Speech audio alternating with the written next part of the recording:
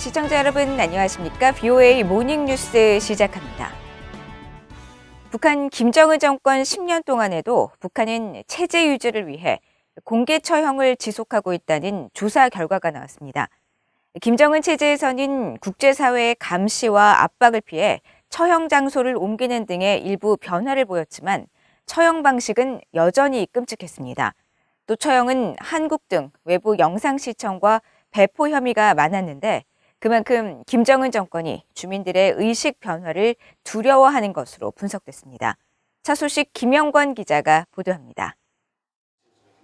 5개 나라 출신 인권운동가와 연구자들이 설립한 한국의 인권조사단체 전환기 워킹그룹이 15일 김정은 정권 10년 동안 벌어진 처형 형태를 분석조사한 보고서를 발표했습니다.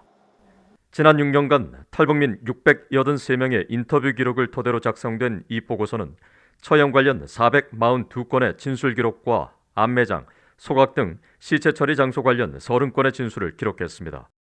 또 처형 장소 진술 27건 중 공개 처형은 23건이고 이 중 총살 21건, 교수형 2건 등의 진술을 확보했다고 밝혔습니다. 특히 공개 처형에 적용한 혐의는 한국 영상시청과 배포 혐의 7건, 마약 관련 5건, 성매매 5건, 인신매매 4건 등의 순으로 파악돼 절도 등 경제 관련 사범에 대한 처벌이 많았던 김정일 시대와 달리 김정은 시대는 외부 정보 유입 등에 따른 주민들의 의식 변화를 두려워하는 것으로 분석되었습니다. 김정은 시기는 이렇게 사람들의 북한 주민들의 의식 변화를 굉장히 두려워한다는 걸 좀 보여주는 부분이 있습니다. 그래서 이제 영상 시청, 남한과 관련된 그 정보를 유포 또는 시청 또는 소지 이렇게 한 사람들을 공개 처형의 경우에는 사형에 처한 경우가 두드러지게 많이 보인다. 이것은 뭐하냐면 체제 불안감을 상당히 보여주는 부분이라고 보는데요. 보고서는 또 처형 방식과 관련해 2012년과 2013년 사이 평양에서 처형되는 사람의 가족들은 맨 앞줄에 앉혀 전 과정을 지켜보게 하였으며 그중 한 아버지는 아들의 시체가 불태워지는 것을 보고 기절하였다는 증언과 2012년 함흥시에선 공개 처형돼 머리가 깨진 시체 앞에 사람들을 일렬로 세워서 얼굴을 보게 하였다는 진술을 전했습니다. 2013년 양강도에선 한 번에 10명 이상이 집단 처형되었다고 밝혔습니다. 보고서는 이어 처형 장소 등과 관련해선 김정은 정권이 국제 비판을 의식하고 있는 것으로 분석했습니다. 특히 양강도 해산 지역의 경우 처형이 과거처럼 시장이나 운동장이 아니라 중국 접경 지역에서 멀리 떨어진 해산 비행장 활주로 주변이나 개활지 등에서 집행돼 처형 소식의 외부 세계 유출을 막는 데 집중하고 있다면서 국제사회의 감시와 압박이 큰 영향을 미친 것으로 파악했습니다. 국제사회 압력, 특히 인권 압력, 그 비판, 감시, 기록 이런 것들에 굉장히 민감해졌다. 신경질을 내고 화를 낸다. 이것보다도 그걸 이제 무시할 수 없는 문제라는 거를 북한도 김정은 체제도 전보다 훨씬 더 인식을 하고 있다라는 걸 보여주는 것이 이번 조사에서 중요한 의의였고요. 전환기 워킹그룹의 박아영 연구원은 이번 분석을 통해 김정은 정권이 인권 상황에 대한 국제 감시 강화에 더 신경을 쓰고 있는 것으로 보인다며 하지만 이것이 곧 인권 상황의 개선을 뜻하는 건 아니며 북한 내에서 처형은 계속되고 있다고 지적했습니다. 그러면서 비밀 처형이나 실내 처형 같은 북한의 비공개 처형 방식에 대해 앞으로 예의주시할 필요가 있다고 밝혔습니다. VOA 뉴스 김영권입니다. 신종 코로나 바이러스 감염증 사태 확산에 따른 북한 당국의 지속적인 국경 봉쇄로 북한 내 생필품 가격이 급등하는 등 북한 경제가 날로 악화하고 있는 것으로 나타났습니다. 전문가들은 북한 경제가 당국의 인위적 개입으로 통제되고 있다면서 주민들의 생활고는 그만큼 계속 악화하고 있다고 지적했습니다. 조상진 기자의 보도입니다. 북한에서 달러나 위안화 등 주요 외화들의 현재 가치는 신종 코로나 바이러스 감염증 사태 이전에 절반 가까운 수준까지 떨어진 상황인 것으로 알려졌습니다. 일본의 북한 전문 매체인 아시아 프레스 등에 따르면 지난 10일 기준으로 북한에서는 1달러가 북한 돈 4,700원에 거래되면서 신종 코로나 바이러스 사태 이전보다 체감 물가가 2배 이상 뛴 것으로 나타났습니다.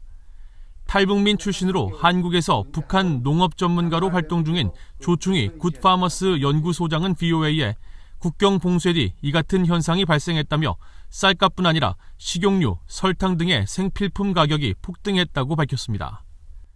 쌀값을 기준으로 하면 옛날에 이제 100불 가지고 쌀 200kg 살 수 있었는데 지금은 100불 가지고 100kg밖에 못 사잖아요. 환율이 떨어져서. 여기에 이제 뭐가 문제가 있냐면 식용기름하고 설탕, 맛내기. 이것들이 가격이 또 이제 수십 배로 뛰어 올랐으니까 그걸 다 먹으려면 이제 300~400불 정도면 이전의 수준에서 이제 생활할 수 있죠. 전문가들은 또 최근 들어 추수한 곡물이 시장에 풀리면서 식량 가격이 다소 안정된 듯한 모습을 보이고 있지만 쌀과 밀가루 등에 대한 대체품으로 수요가 커지면서 옥수수 가격이 킬로그램당 2,000원대 후반으로 또다시 오르고 있다고 지적했습니다. 한국정부사나 국책연구기관인 통일연구원의 조한범 선임연구위원은 북한 당국이 인위적으로 개입해 식량과 환율을 통제하려 하고 있지만 주민들의 생활고는 오히려 날로 악화되고 있는 실정이라고 지적했습니다. 한편 김정은 국무위원장의 지시로 국경 지역에서 외부 사회와의 통신이나 돈 거래에 대한 북한 당국의 단속도 심해지면서 북한에 돈을 보내는 송금 부담도 커진 것으로 전해졌습니다. 작년부터 시작해서 올해까지 지금 북한이 이 돈 브로커 소탕 작전, 모의부, 안전부 다 해가지고 그거 했던 사람들이 거의 대다수가 많이 잡혀 들어갔어요. 한때는 모의부 구류장에 자리가 없을 정도로 전화기 가지고 있거나 이 브로커들 싹 다 잡았어요. 전문가들은 북한 당국의 도청이나 감청을 피하기 위해 북한 주민들이 중국의 모바일 메신저를 우회해 사용하고 있지만 이마저도 적발시 간첩 혐의를 적용하는 등 강력한 통제가 이뤄지고 있어 북한 내 생필품 가격 급등에 따른 북한 주민들의 어려움이 가중되고 있다고 우려했습니다. VOA 뉴스 조상진입니다. 신종 코로나 바이러스 감염증 사태 이후 북한 당국의 국경 봉쇄 조치 등의 여파로 북한 가정 내 식량 사정이 급격히 악화했다고 유엔 세계식량계획 WFP가 밝혔습니다. 윤선희 유엔 세계식량계획 WFP 서울 사무소장은 16일 한국 서울대 통일평화연구원이 주최한 포럼에 참석해 북한 주민들의 식사 빈도와 질을 평가한 식량 소비 점수를 측정해 연구한 결과 지난해부터 북한의 식량 사정이 급격히 악화했다면서 이같이 밝혔습니다. 그러면서 북한 내 식량 소비 상황이 열악한 인구 비율이 2019년 11%에서 2021년 70%로 급등했으며 반면 적정 수준의 식량을 소비한 인구 비율은 2019년 29%에서 2021년 1%로 크게 감소했다고 지적했습니다. 윤 소장은 이어 북한 주민들이 섭취하는 음식도 콩과 고기, 생선, 과일 등의 섭취 감소가 두드러지는 등 다양성이 대폭 줄어들었다면서 이런 이유는 북한 당국의 강력한 국경 봉쇄와 이동 제한 조치 때문이라고 지적했습니다. 유엔 안보리가 북한의 인권 상황에 대한 회의를 개최했습니다. 지난해처럼 이번에도 비공개 회의로 진행됐는데 회의 직후 미국 등 일부 이사국들은 공동성명을 통해 북한 정권의 인권 유린 실태를 비판했고 특히 회의 소집을 요청한 미국의 유엔 주재 대사는 탈북민의 사례를 소개하면서 이 문제에 대한 국제사회 관심을 촉구했습니다. 함지하 기자가 보도합니다. 유엔 안전보장이사회가 15일 북한 인권 문제를 논의하고 북한의 인권 유린 실태를 강하게 비판했습니다. 린다 토마스 그린필드 유엔 주재 미국 대사는 회의 직후 7개 나라를 대표한 공동 성명을 통해 북한 주민들이 기본적인 자유를 체계적으로 거부당하고 있다며 북한 정권을 규탄했습니다. The people of the DPRK are systematically denied their fundamental freedoms by one of the most repressive and totalitarian regimes in the world.